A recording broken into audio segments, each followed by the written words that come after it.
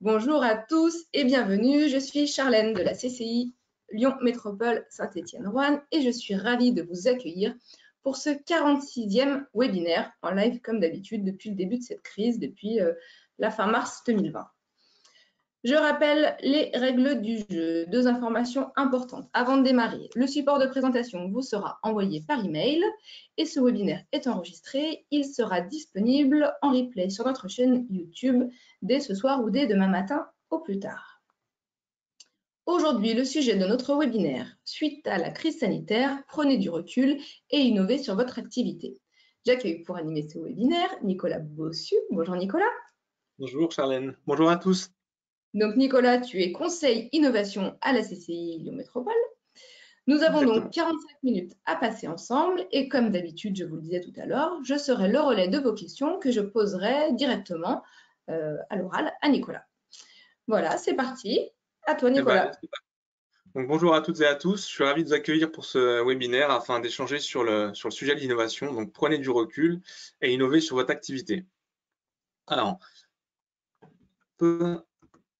en introduction, quelques mots rapides sur qui je suis. Donc, comme l'a dit Charlène, je suis conseiller en innovation au sein de la CCI et plus particulièrement, je m'occupe d'une offre sur l'innovation, d'une offre de conseil en innovation qui se nomme Booster l'innovation, mais je reviendrai à la fin sur cette offre pour vous la présenter succinctement. Et concernant mon parcours, ça fait maintenant plus de 10 années que je travaille sur le sujet de l'innovation, que ce soit au sein de grands groupes industriels ou alors au sein de cabinets de conseil. Donc voilà pour ma rapide présentation. Je ne m'attarde pas. Du coup, le sommaire. Alors voici le sommaire que je vous propose. Tout d'abord, c'est de commencer par l'innovation au sens large. Il me paraît important de vous présenter ma vision de l'innovation, qui va être importante pour la deuxième partie, qui est comment procéder pour prendre du recul et innover. Donc ça, c'est vraiment le vif du sujet.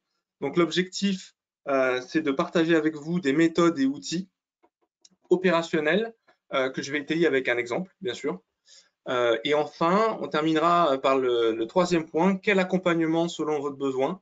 Donc là, je vais vous présenter de manière très succincte les offres innovation que propose la CCI et je ferai un focus sur l'offre dont je m'occupe qui est Booster l'innovation. Voilà pour le sommaire. Allez, je commence sur l'innovation au sens large. Alors, il me paraît important de faire une slide là-dessus, car aujourd'hui, l'innovation, elle est souvent synonyme de R&D, donc de recherche et développement.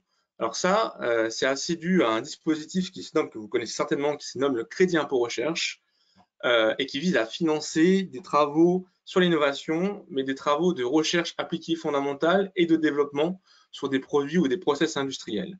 Donc, c'est une vision assez réductrice de mon point de vue de l'innovation, sachant que l'innovation peut s'appliquer à d'autres facettes de l'entreprise. Donc ça, c'est les graphiques qu'on voit sur la droite, les facettes de l'innovation. Donc il y a différentes facettes, la liste n'est pas exhaustive sur ce graphique-là. Donc comme je viens de le dire, on peut innover sur des produits, on peut également innover sur des services, proposer de la maintenance, proposer un tas de choses en plus d'un produit par exemple.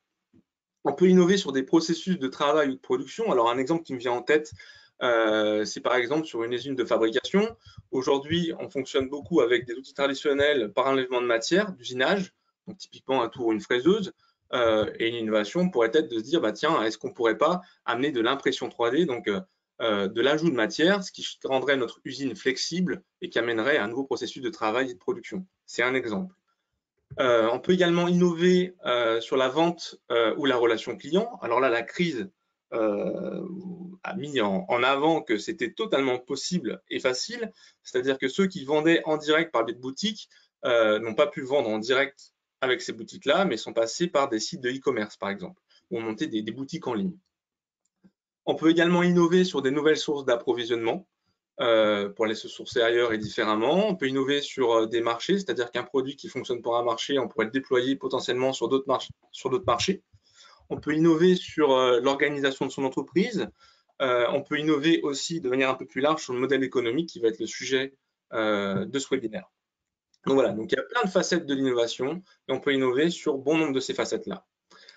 Après, comment j'entends l'innovation? Alors là, je m'appuie sur le manuel d'Oslo que vous connaissez peut-être, qui est un guide européen sur l'innovation et qui définit l'innovation comme une nouveauté ou une amélioration vis-à-vis des pratiques de l'entreprise. Donc, c'est-à-dire qu'on n'est pas sur une innovation comme dans le crédit impôt recherche. Je reviens à ça parce que quand on parle d'innovation, souvent on se différencie par rapport à un état de l'art national ou international.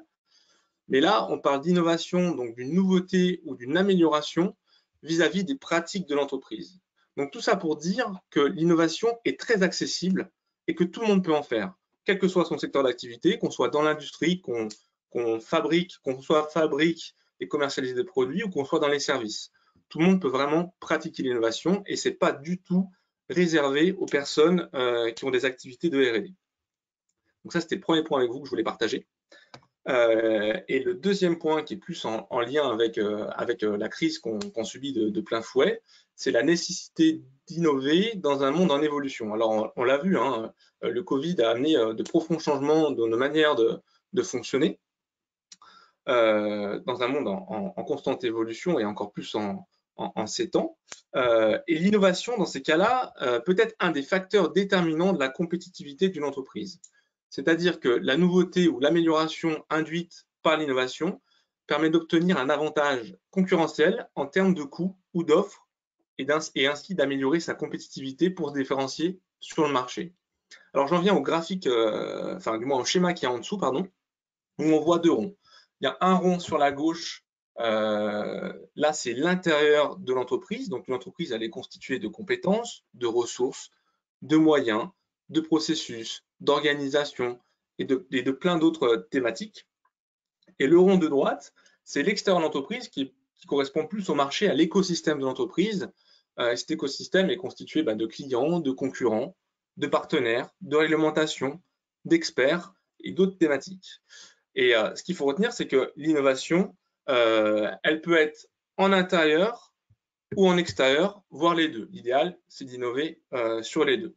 Okay, donc l'innovation est vraiment à la confluence de l'intérieur de l'entreprise et de l'extérieur, donc de l'écosystème. Je passe au cœur du réacteur. Donc, comment procéder pour prendre du recul et innover? Alors, je vous propose un raisonnement en 3 étapes.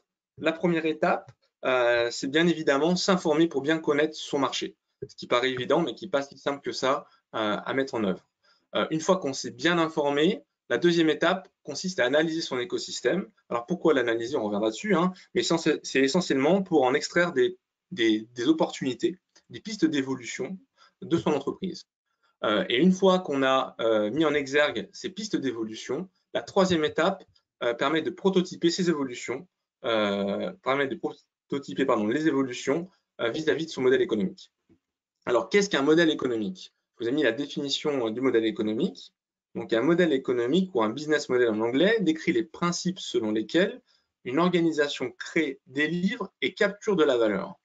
Alors, un modèle économique, c'est constitué de 4 grandes parties que sont bien évidemment les clients. Ces clients, on va les satisfaire avec une offre. Ensuite, on a mis au point une infrastructure permettant de délivrer cette offre. Et bien entendu, on s'attend à une viabilité financière. Donc ça, c'est des 4 grandes parties, mais on reviendra dessus par la suite. Alors la première étape du raisonnement, c'est de s'informer pour mieux connaître son marché. Alors la première question qu'on peut se poser, mais finalement, de quoi est constitué son marché et plus généralement son écosystème? Alors peut-être que vous avez la question en tête, mais pourquoi il différencie marché et écosystème? Alors quand on parle de marché, souvent, on parle de clients, on parle de concurrents et on parle de réglementation. Mais l'entreprise, comme vous le savez, elle évolue dans un écosystème qui est beaucoup plus large que ces 3 types d'acteurs. Elle évolue dans un écosystème qui intègre des partenaires qui peuvent être le monde académique, par exemple, qui peuvent être des fournisseurs, qui peuvent être des sous-traitants, qui peuvent être des clusters, des pôles de compétitivité, la CCI et bien d'autres. J'attends juste votre attention sur un élément, une typologie d'acteurs qui sont les concurrents, car souvent on pense aux concurrents directs et on oublie les concurrents indirects. Alors rien de mieux qu'un exemple. Si par exemple aujourd'hui on prend le véhicule, un fabricant de véhicules électriques, on va penser concurrent direct, ça va être les véhicules thermiques, et on n'aura pas forcément tendance à penser qu'il y a une forte concurrence indirecte sur ces véhicules électriques. Et cette concurrence indirecte, elle est représentée par les transports en commun compte tenu de la distance que peut permettre le véhicule électrique, et également les modes de déplacement doux, type le vélo électrique, la trottinette. Donc il ne faut pas oublier dans l'analyse de la concurrence ces concurrents indirects. Alors une fois qu'on connaît les acteurs de son marché, comment se tenir au courant? Il y a deux grandes possibilités pour se tenir au courant, et ça vous les connaissez. Ce sont les informations, d'une part les informations issues du terrain. Donc là, on peut avoir des commerciaux qui sont en contact direct avec des prospects, avec des clients, des acheteurs qui sont en contact avec nos fournisseurs, nos sous-traitants. On peut également adhérer à des clusters, à des pôles de compétitivité. On peut également venir à la CCI, et je vous invite à le faire, pour se tenir au courant de son écosystème. Donc ça, c'est la première partie pour se tenir au courant. Et la deuxième partie, ça vous le connaissez certainement, c'est les informations issues d'Internet. C'est-à-dire toutes les infos qu'on peut trouver sur les études de marché, la presse spécialisée, LinkedIn, Twitter. Alors, concernant ces deux moyens de se tenir au courant, j'aurais tendance à vous dire privilégier bien sûr les informations issues du terrain parce qu'elles sont fraîches. Généralement, les informations issues d'Internet arrivent après. Donc, pour se tenir au courant et de la meilleure manière possible, il faut privilégier les infos issues du terrain. Donc, une fois que j'ai dit ça, OK, on a l'info. Encore faut-il partager cette info-là au sein de l'entreprise. Et c'est là que ça se complique. C'est-à-dire que souvent, l'information au sein d'une entreprise, je caricature, mais elle est détenue par bon nombre de services ou de personnes. Donc, ça peut être le service commercial, le service achat, le bureau d'études, le service marketing, qui ont différents types d'infos. Néanmoins, souvent, cette info, elle reste au sein des pôles et des directions et elle n'est pas remontée à des niveaux stratégiques de l'entreprise.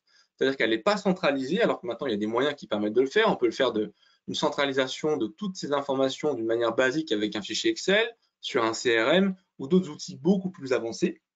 Mais surtout, l'important, c'est de remonter cette info-là aux personnes dans l'entreprise qui ont la vision stratégique. Donc, par exemple, j'ai cité les membres du CODIR, puisque c'est eux qui seront à même de savoir si cette info-là a un réel impact sur le business de la société et de pouvoir prendre les décisions pour faire pivoter potentiellement l'entreprise suite à cette information-là.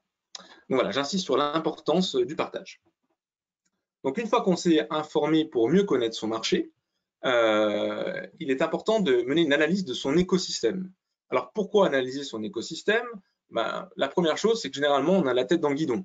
Donc on ne prend pas souvent le recul. Donc là, l'analyse, elle va nous permettre de prendre du recul par rapport à son écosystème et par rapport à la manière dont fonctionne son écosystème et dont se positionne l'entreprise par rapport à l'écosystème. Ensuite, l'analyse va permettre d'identifier des opportunités, mais également des menaces. Et enfin, elle va permettre d'anticiper et d'essayer un peu de prévoir ce qui pourrait potentiellement se passer dans l'écosystème.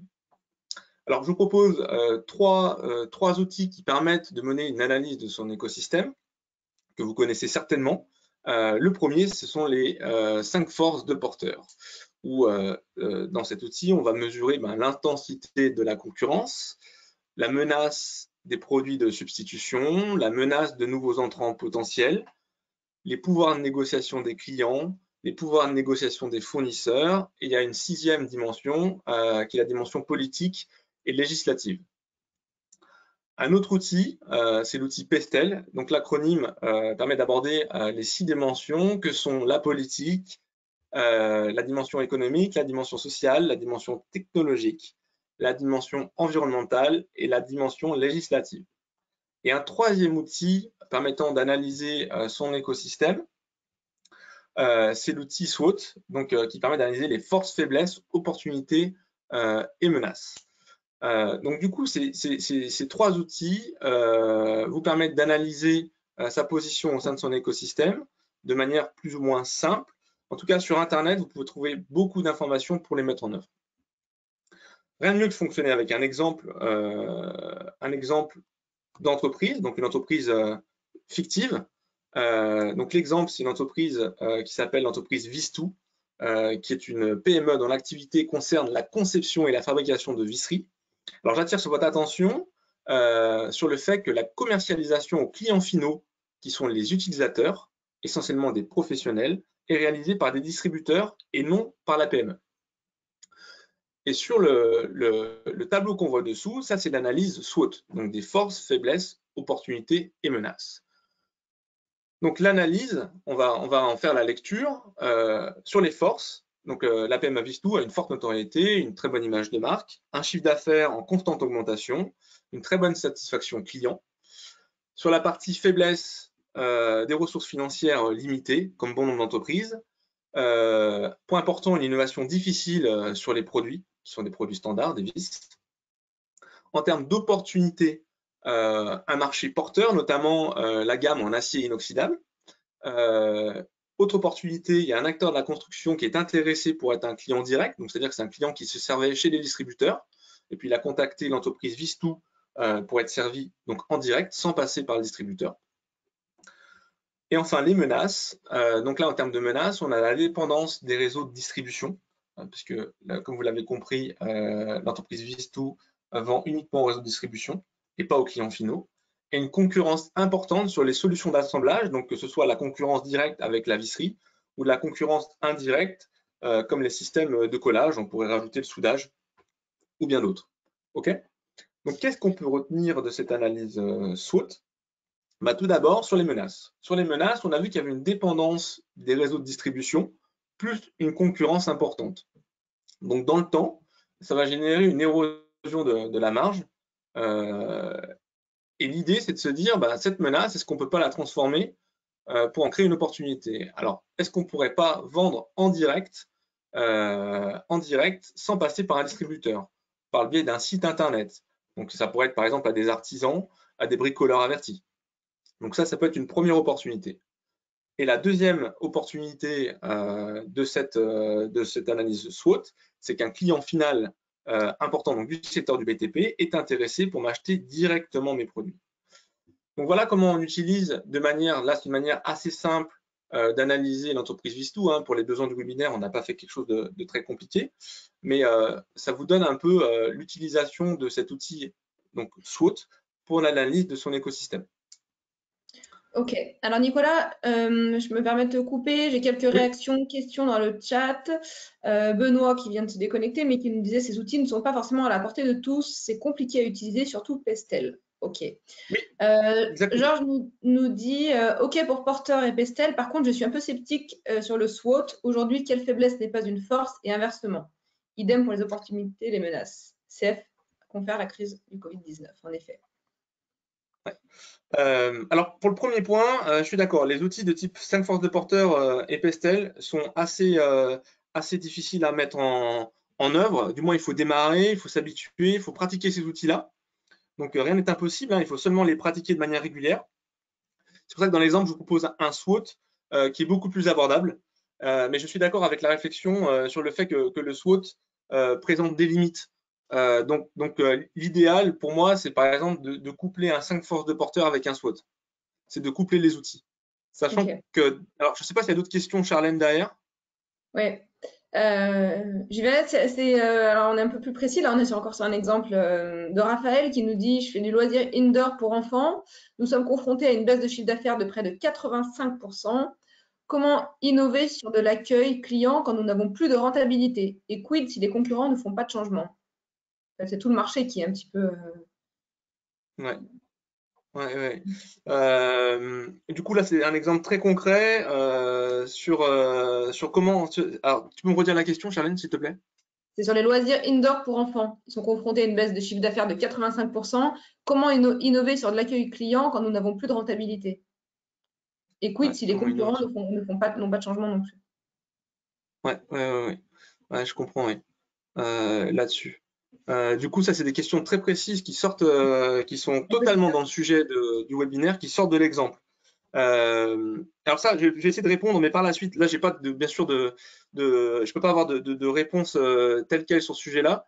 Je comprends bien la question et on va passer sur le reste de la présentation et peut-être que le reste de la présentation va vous donner justement quelques éléments, pas de réponse parce que la réponse elle va pas se créer comme ça, mais des éléments de réflexion que vous pourrez intégrer à votre entreprise pour essayer de savoir comment attirer justement ses clients.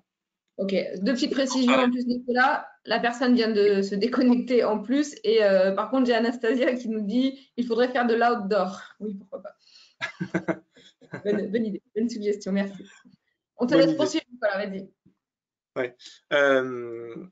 Alors, du coup, j'en étais justement à cet outil de SWOT qui est plutôt simple à mettre en place. Après, tous les outils, il faut avoir une pratique récurrente pour se les approprier, hein, forcément. Le plus dur est de commencer.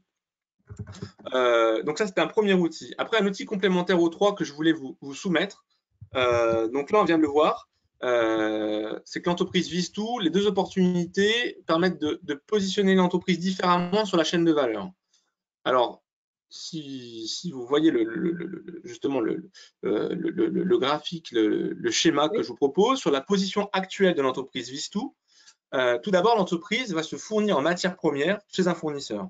Ensuite, l'activité de l'entreprise vise tout, donc en rouge sur le premier graphique, porte sur la transformation des barres en vis.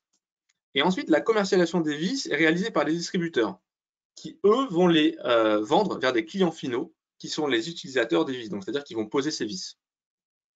Et les évolutions dont on a parlé, donc les deux opportunités, donc en vente directe auprès d'une entreprise du BTP ou en vente directe par Internet, finalement vont changer légèrement la position dans la chaîne de valeur de l'entreprise Vistou. C'est-à-dire que l'entreprise Vistou va toujours se fournir chez un chez un fournisseur de matières premières.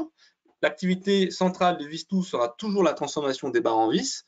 Néanmoins, elle va glisser en aval sur la chaîne de valeur pour aller sur la commercialisation des vis et vendre en direct au client final qui est l'utilisateur des vis. Donc ça, c'est un quatrième outil qui permet de clarifier sa compréhension de l'écosystème, notamment sur la chaîne de valeur, et de voir les possibilités offertes sur la chaîne de valeur pour l'entreprise. Et c'est un très bon outil également de communication. Voilà ce que je voulais présenter avec cet outil chaîne de valeur simplifiée.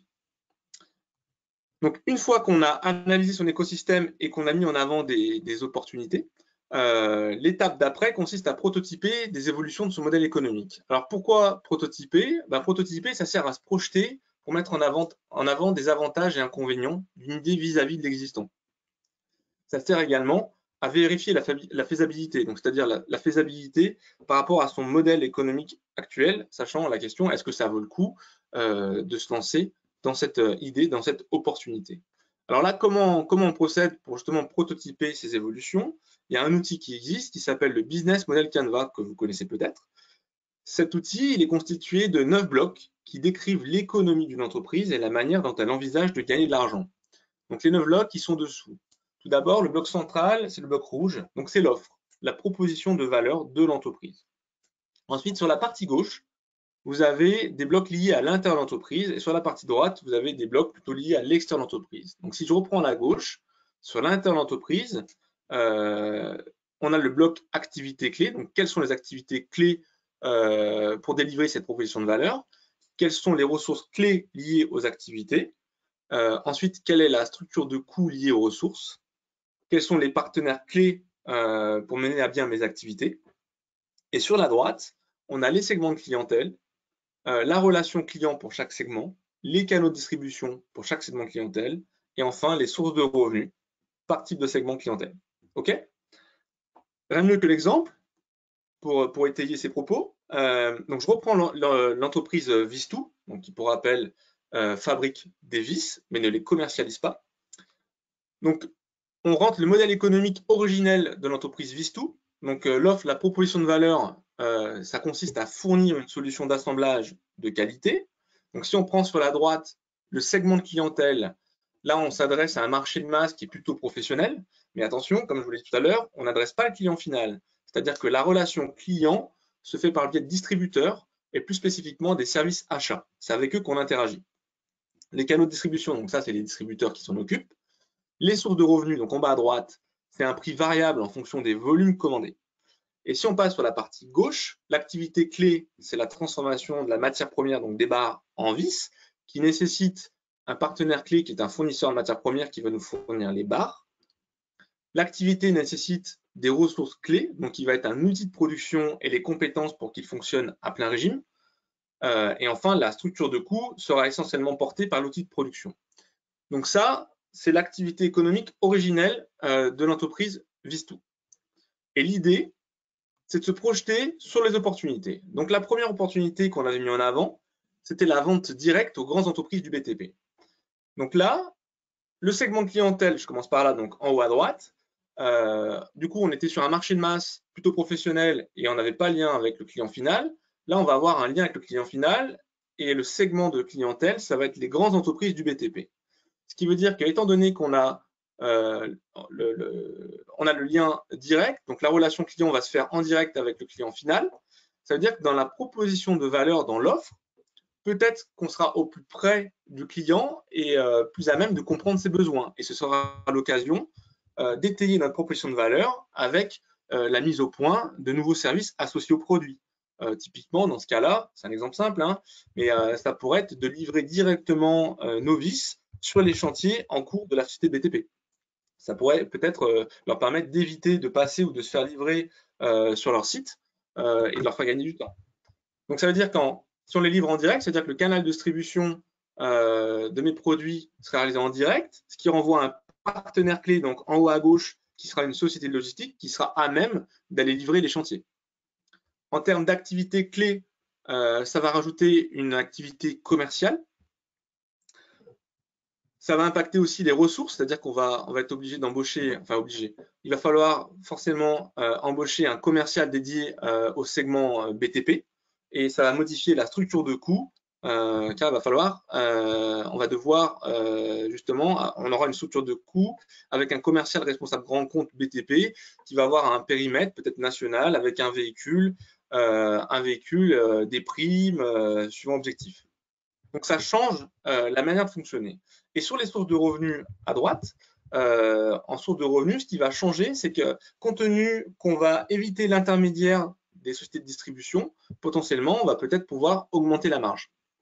Donc voilà le genre de réflexion, ce que l'outil peut amener en termes de réflexion vis-à-vis de la première opportunité. Sur la deuxième opportunité qui est la vente directe par Internet, je recommence en haut à droite avec les segments de clientèle. Donc là, on va plutôt viser par exemple des petits artisans et des bricoleurs avertis, donc ceux qui pratiquent le do-it-yourself si ça parle à certains. Donc là, on va les adresser plutôt par Internet. Donc, c'est-à-dire qu'en termes de relations clients, on sera en direct, mais par Internet. Donc, peut-être que ce sera l'occasion de créer des communautés. Ça peut être une piste, créer une communauté justement pour mieux diffuser mon produit. Par les canaux de distribution, la distribution de mes produits va se faire en direct, mais je reviens au partenaire clé, ce sera une société de logistique qui va aller délivrer mes produits, mais d'une manière différente peut-être que la société que l'on pouvait le faire avec la société de BTP. Proposition de valeur, on pourra également réfléchir à de nouveaux services associés aux produits, compte tenu qu'on a le lien direct avec le client final. Sur l'activité clé, là, ça ne change pas grand-chose. Il y a toujours une partie commerciale et une partie transformation de la matière première en vis.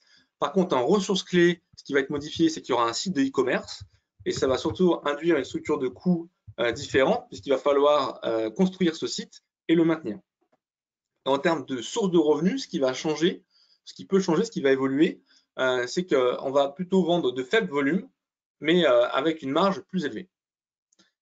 Donc voilà ce que permet de faire cet outil qui est le Business Model Canva, BMC. Donc là, c'est un exemple très très basique qui ne permet pas forcément d'apprécier la notion de faisabilité parce qu'on n'a pas été dans un détail suffisant compte tenu du webinaire, mais on pourrait très bien pousser l'analyse et aller par exemple dans la structure de coûts et les sources de revenus dans un détail beaucoup plus précis. Je ne sais pas s'il y a des questions, Charlène, sur cette partie-là. Pour l'instant, non. C'est tout bon. Ok. Je continue. Donc voilà pour le prototypage. Donc ça, c'était les trois parties. Ce que je voulais vous donner, c'était des conseils sur ces trois parties, notamment pour la première partie, s'informer pour bien connaître son marché. Donc le conseil que je peux vous donner, vous le savez, connaître son marché et son écosystème est crucial. Néanmoins, j'insiste sur le fait que ce travail doit être réalisé de manière régulière, c'est-à-dire au fil de l'eau. Il ne faut pas faire ça une fois tous les mois ou une fois tous les trimestres. C'est vraiment au fil de l'eau, être capable de centraliser l'info et surtout, ça c'est le deuxième point, partager cette information avec les personnes qui ont la vue stratégique de l'entreprise. J'insiste vraiment là-dessus. L'info ne doit pas être dispatchée entre les différents services, mais bien centralisée pour être partagée avec des personnes qui ont la vue stratégique de l'entreprise. Les conseils sur la deuxième étape, analyser son écosystème, c'est de mener une analyse régulière, par exemple mensuellement, donc c'est-à-dire la répéter dans le temps et surtout en groupe. ne pas faire ça tout seul, mais bien confronter les points de vue avec d'autres personnes. Pour l'analyse, un point important, c'est la notion de chaîne de valeur, qui permet, comme je vous l'ai montré, de consolider l'analyse qu'on a fait avec un SWOT, un 5 forces de porteur ou un PESTEL, et qui permet d'envisager les modifications de la position de l'entreprise dans la chaîne de valeur et de rendre ça plus compréhensible, plus visuel. Concernant la troisième étape, prototyper des évolutions de son modèle économique, là, les conseils, c'est démarrer en renseignant son activité actuelle, parce que vous la connaissez très bien, puis poursuivre avec des idées d'évolution, donc toutes les opportunités, et mettre un code couleur, par exemple, comme je l'ai fait dans l'exemple. Autre point important, ne pas hésiter à se focaliser sur certaines briques afin d'approfondir des possibilités d'innovation. Donc, par exemple, avec la mise en place de séances de créativité.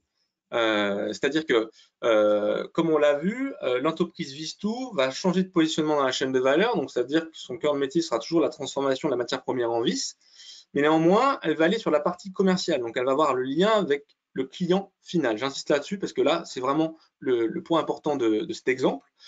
Et du coup, d'avoir le lien avec cet exemple final, ça veut dire que dans la proposition de valeur, on l'a vu, peut-être qu'elle peut générer de nouveaux services. Alors, pas de nouveaux produits, parce que les nouveaux produits, on l'a vu, c'est de la visserie standard, donc c'est assez compliqué d'innover sur quelque chose de standard.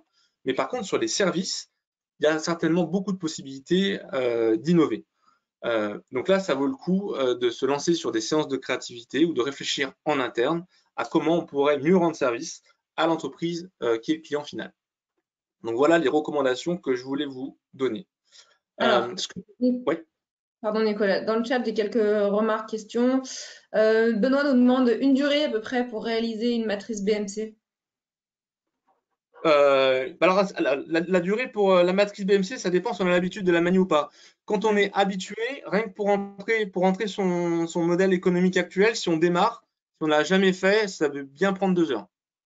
Parce qu'en fait, on se pose pas mal de questions autour, si on ne l'a jamais fait. Hein. Après, quand on l'a déjà pratiqué et qu'on va faire et qu'on va incrémenter avec des idées d'opportunités, j'ai envie de vous dire, ça dépend après de la complexité, mais c'est plutôt de l'ordre d'une demi-heure, 1 heure. Après, c'est un travail que moi je privilégie à faire en groupe, justement pour le partage des idées et le partage des points de vue sur l'entreprise. Et à quelle fréquence du coup? Parce qu'on ne va pas se faire ça tous les mois, nous dit Jean-Paul. Non, c'est pas une fréquence. Le BMC, on va l'utiliser quand on aura décelé des opportunités, pas avant. Donc, c'est-à-dire que c'est dès que vous avez des opportunités qui vous paraissent tangibles et qui vous intéressent vraiment, c'est d'en vérifier la faisabilité et d'appréhender le changement que ça pourrait impliquer par rapport à votre modèle économique. Donc, c'est pas du tout mensuellement à faire, hein, c'est dès que vous avez des opportunités vraiment tangibles et qui vous paraissent vraiment très intéressantes que vous allez intégrer les opportunités dans le BMC. Jean-Paul qui nous dit c'est très intéressant, mais c'est vrai qu'il y a toujours souvent un problème de ressources en interne dans les TPE pour réaliser ce type d'analyse. Oui, clairement. Ça, je suis entièrement d'accord. Alors, je reviendrai à la fin sur l'offre, hein, mais nous, on intervient dans l'entreprise et c'est vrai que les chefs d'entreprise connaissent les outils, néanmoins, ils n'ont pas le temps. Et puis après, quand il y a un manque de pratique, quand on est tout seul en face de l'outil, c'est pas forcément simple de se poser les bonnes questions. Sylvie nous dit qui doit animer selon toi les séances de créativité? Plutôt le dirigeant, plutôt un consultant extérieur? Alors là, ça dépend un peu de la taille de l'entreprise et comment elle est structurée. Après, l'idéal, c'est une personne extérieure. C'est sûr qu'il va amener un point de vue, il va pas se mettre d'œillère parce qu'il connaîtra pas forcément votre activité, votre entreprise, donc il n'y aura pas d'œillère. Sachant que la séance de créativité, c'est toujours 2 schémas. C'est d'abord ouvrir et puis refermer.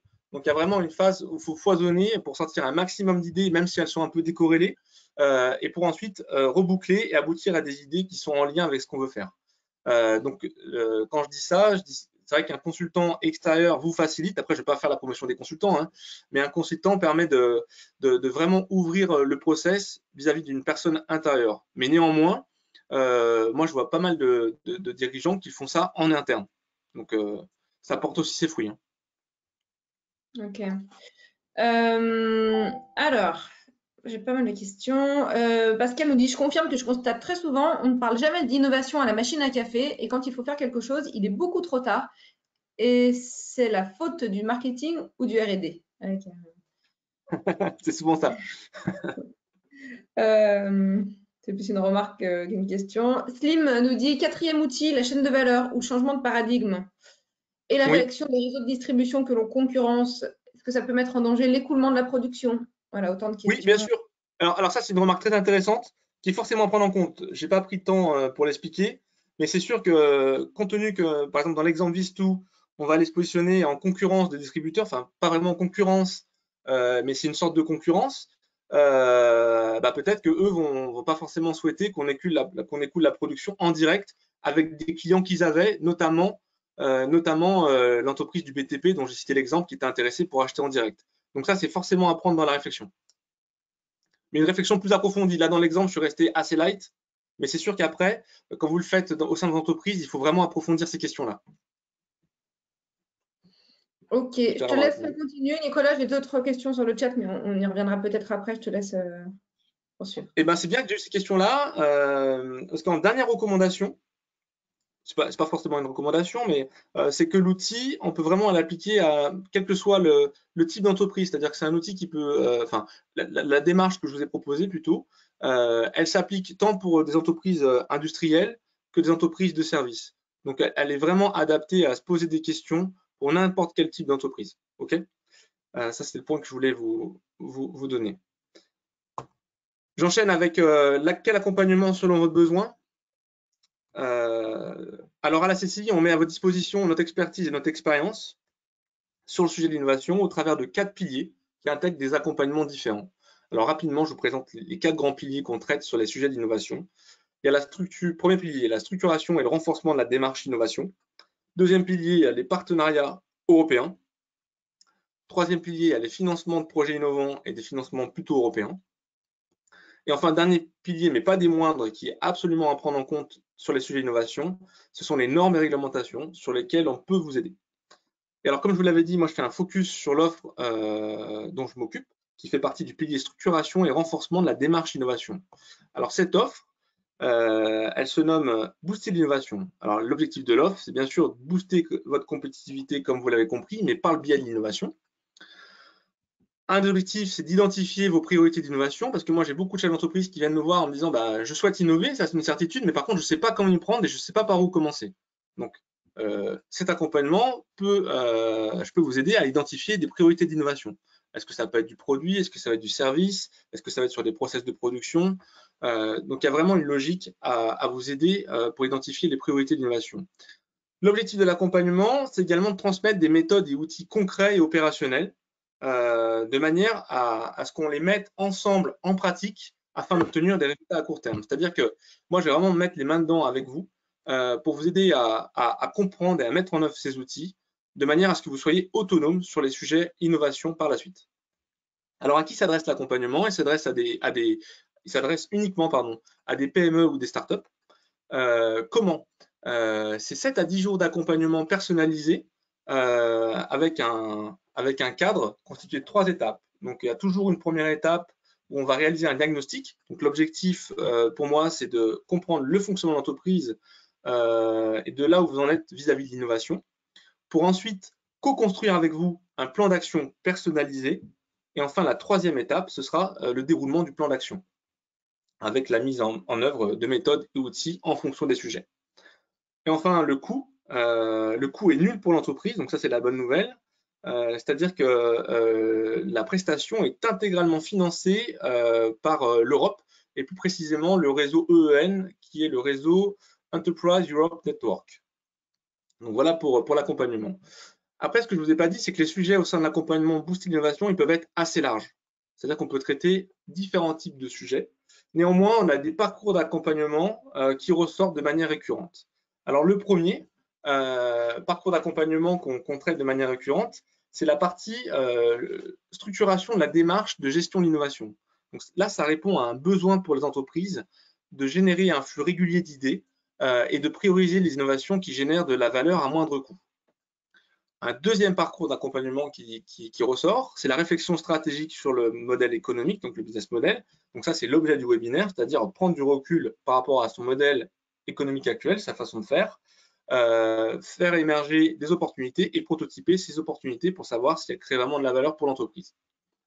En troisième parcours d'accompagnement à la carte, on a le sujet valorisation des innovations sur les marchés. Donc là, le besoin auquel on répond, c'est valider le potentiel d'une innovation en la confrontant au marché, pour bien évidemment diminuer le risque d'échec d'une innovation sur le marché. Et enfin, en dernier parcours d'accompagnement récurrent, il y a la partie optimisation du financement des innovations, où là, on répond à un besoin d'identification des financements dans la jungle des financements régionaux, nationaux, européens. Et on vous accompagne également sur le besoin de mise en place d'outils pour faciliter l'obtention de ces financements. Donc voilà pour les exemples de parcours d'accompagnement à la carte. J'en ai fini avec la prestation. Puis... Alors, Jean-Paul nous demande quels sont les critères pour être éligible à cette offre au Fonds européen. Alors, les critères éligibles, les critères d'éligibilité, donc c'est absolument être une PME ou une start-up. Donc, une PME au sens de la définition européenne, c'est-à-dire qu'il faut avoir moins de 250 employés, moins de 50 millions d'euros de chiffre d'affaires ou moins de 43 millions d'euros de bilan. Et après, si votre entreprise est détenue à plus de 50% par un groupe, ce chiffre-là doit s'appliquer au groupe. Donc ça, c'est le premier critère. Le deuxième critère, c'est que votre entreprise, pour être éligible, elle doit proposer un service ou un produit déjà innovant. Donc ça, c'est les deux principaux critères. Après, l'autre, c'est pas un critère, mais il y a une nécessité, c'est que moi, j'ai besoin, quand je vais en entreprise, comme vous l'avez compris, l'objectif, c'est de transmettre des méthodes et outils. Donc moi, j'ai besoin que le dirigeant en face de moi ou l'interlocuteur ait du temps à me consacrer. Parce que finalement, je vais lui apprendre des méthodes et des outils. Il faut qu'il soit disponible en face. S'il n'y a pas de disponibilité, ce type d'accompagnement marche difficilement. D'accord. Georges nous demande comment on postule. Comment on postule? Eh ben, il y a mon numéro en slide 2 que je vais diffuser, mon email, il faut me contacter. Parfait. Et Ok. ce sera avec plaisir qu'on pourra échanger sur l'innovation. Katia nous disait aussi dans le chat tout à l'heure, prendre un alternant est également une bonne idée pour démarrer. Qu'en penses-tu, Nicolas? Alors, ça, c'est bien sûr, c'est toujours enfin, pour moi, ça reste une bonne idée pour démarrer, sachant que, par contre, alors, faut voir les missions qu'on lui met. L'alternant, il faut vraiment qu'il soit focalisé sur l'innovation et pas qu'il fasse autre chose. L'intérêt de l'alternance, c'est qu'il connaît pas forcément votre métier, pas forcément votre entreprise, donc il va pas se mettre d'œillères. Donc ça, c'est un point important. Il va pouvoir initier la démarche. Donc moi, je rejoins. Pour moi, c'est un point important pour démarrer justement ce sujet-là de l'innovation au sein des PME. Ok. Christophe nous demande est-ce que les TPE sont aussi concernés? Oui, c'est PME et TPE, pardon. Ouais. Ok. N'hésitez pas si vous avez encore quelques questions. Oui. Alors, si Pascal nous dit un mot sur le choix des clients pilotes qui sont rarement ceux qui achèteront le produit. Ouais, je vois ce que vous voulez dire. Alors là, c'est dans le cas d'une nouvelle offre, par exemple, où on va aller échanger avec un client pilote, ça va être un prospect, sur lequel on va aller essayer, on va mettre en place son produit. Mais ça, c'est un cas un peu particulier. Par exemple, on va mettre en place un nouveau process de production. On va trouver une entreprise qui sera intéressée pour essayer le prototype chez elle. Puis finalement, ce ne sera pas forcément l'acheteur final. Du coup, là-dessus, ce que je peux dire, c'est essayer de comprendre. Il faut absolument essayer de comprendre pourquoi il n'est pas intéressé pour l'acheter. C'est comme dans une étude de marché, il faut aller poser les bonnes questions pour savoir pourquoi il n'est pas intéressé. Il y a certainement une raison. Hein. Ça peut être souvent, c'est des histoires de coûts. Quand on est une petite entreprise et qu'on vend ça à une grosse entreprise, souvent il peut y avoir aussi des problématiques. Je parle en termes de process, quelque chose que je connais, de production, où il peut y avoir des problématiques de maintenance parce que le grand groupe pense que la petite startup ne pourra pas assurer la maintenance ou ne pourra pas facilement réagir. Donc il faut vraiment, le conseil que je peux donner là-dessus, c'est vraiment d'aller poser des bonnes questions et essayer de comprendre pourquoi l'entreprise qui a essayé le produit, le process, n'est pas du tout acheteuse. c'est vraiment la clé qui permettra ensuite d'orienter peut-être la cible de clients. Donc finalement, Pascal nous dit, alors comment on peut choisir ces early testers? Alors, comment on peut choisir un testeur? Donc là, on fait référence au parcours d'accompagnement valorisé des innovations sur les marchés. Donc ça, c'est une vraie démarche qui constitue en fait une étude de marché pour valider le potentiel de l'innovation. Et donc là, concrètement, ça signifie qu'il faut aller comprendre le marché, savoir à quel besoin répond mon innovation et comment elle se positionne sur le marché. Donc, ça veut dire qu'il faut aller cibler des entreprises, bien sûr, qui seront potentiellement intéressées par mon innovation et qui vont répondre à un réel besoin. Et comment on va cibler ces entreprises qui répondent à un potentiel besoin? C'est d'abord de fonctionner sur de l'information, j'ai envie de dire, plus bibliographique, Internet, où on va se faire sa propre idée et ensuite de décrocher son téléphone et d'appeler. Donc, comme pour une étude de marché, il y a toujours une phase d'analyse sur des éléments plutôt bibliographiques qu'on va trouver sur Internet pour essayer de voir, comprendre le fonctionnement des marchés, comprendre peut-être les besoins non satisfaits des entreprises. Et une fois qu'on a pré-ciblé peut-être un segment ou une typologie d'entreprise, et ben là, il faut aller faire des tests et donc il faut prendre son téléphone ou aller prendre son bâton de pèlerin et aller voir ces entreprises-là. C'est comme ça qu'on va pouvoir cibler les early adopters. Ok. Alors, Christophe nous dit, est-ce que l'entreprise doit avoir des salariés pour être éligible? Non, pas forcément. D'accord. Ok. Katia nous dit, peut-on considérer que faire des modifications industrielles chez un client pour lui permettre de réaliser des économies d'énergie, c'est considéré comme innovant? Alors, pardon, Charles, c'est plutôt considéré.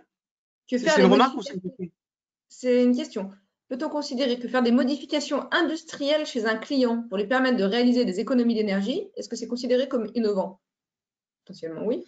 Ça peut être considéré, si on prend le point de vue compétitivité, ça peut être innovant parce que si vous aidez par le biais d'innovation à réduire sa facture énergétique, ça veut dire qu'il sera plus compétitif sur le marché.